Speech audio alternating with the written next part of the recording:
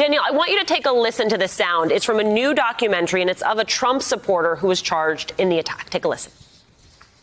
The fact that the media is trying to spin this like this was some big insurrection is just completely false. People were not there for violence. They were there to show the world that we still believe in freedom and we believe in Trump. I mean, how much is the opposition to this commission among Republicans really about what could happen in 2022? I think the core motivation among all Republicans about a January 6th commission is that they want to move on from this. Some are arguing, like the clips you played, that all the criticism about that day is exaggerated, which is just not true.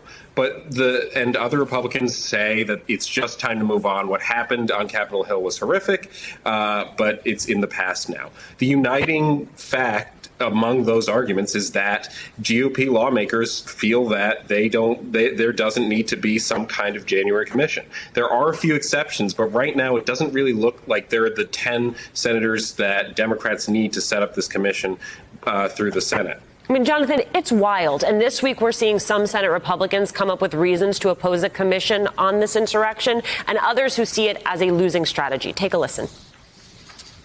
I've actually opposed the idea of a commission immediately from the very first, because I think we'll start waiting for a commission rather than moving forward with what we know we need to do now. There's a bipartisan effort in the Senate with 2 committees to produce not only a report, but also a number of recommendations, and we should be able to do that in the first full week of June. My party to this point has said things like it was hugs and kisses, it was Antifa and BLM, it was anything but what it was, which was a Trump-inspired insurrection on the Capitol, and people deserve to hear the truth. And I think now what's going to happen if this thing fails is that Nancy Pelosi will run a select committee, and this could go all the way to 2024. Well, to Kinzinger's point there, what are the political ramifications of just trying to dust this under the rug?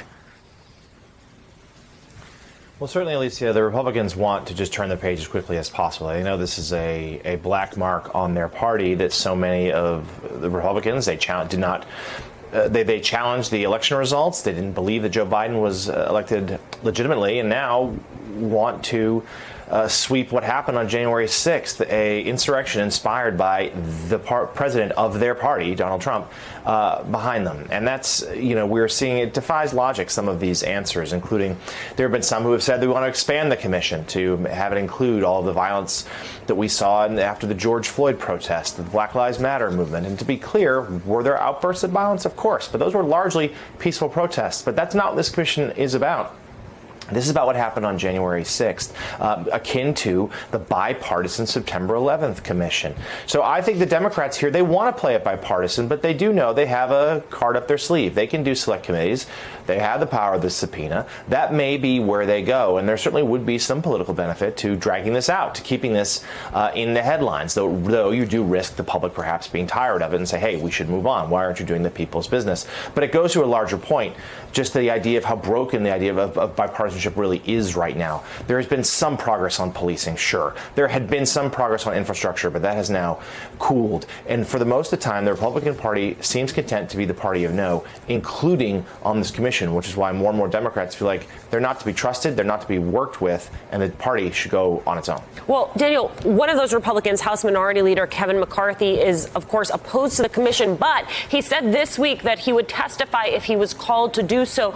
Your sense of what his testimony could mean for this commission, considering what he witnessed on that day? I mean, it's certainly something that he would want to avoid because he's the leader of this party that has divided sex on what happened on January 6th. Look, right now, McCarthy's major motivation is to keep things the way they are so that Republicans have the advantage going into 2022. There's not much he can do if he's subpoenaed, but it's pretty clear that he sees a more advantageous route right now, by opposing a January 6th commission. Jonathan, I only have about 2 minutes and 20 things I want to ask you about, so let's try to lump as many of them together as we can. You have Schumer saying he wants to hold a vote on Wednesday, and I wonder what the discussion is among Republicans about mounting a filibuster to stop the bill. And I wonder, when you see this conversation, paralleled with the conversation, the back and forth that happened this weekend over the infrastructure bill, if all of that is changing the way that Democrats are thinking about filibuster reform. So Democrats, as you know, Alicia, the president, they've really tried to make what they say is a good faith effort to work with Republicans on a number of issues, including infrastructure. This is the big one right now. But the lack of movement from the Republicans, obviously GOP, saying, hey, you're not really reducing your proposal, you're just putting the money elsewhere. That doesn't really count.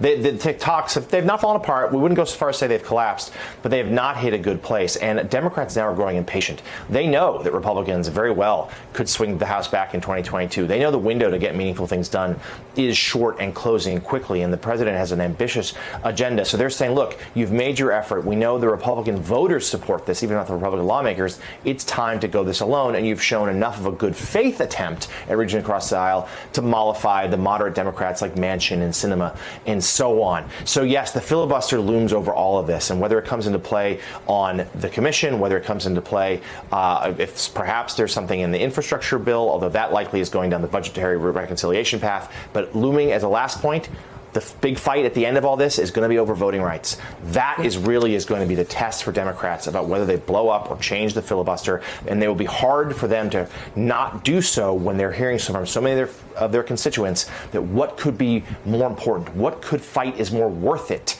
than the right to protect the franchise, to protect the vote, particularly as Republicans in all of these states are trying to restrict access to the ballot. That is the fight that looms at the end of this. There will be plenty of skirmishes between now and then. Especially because every other issue that we've been discussing ties back to voting rights. Jonathan, Daniel, thank you both.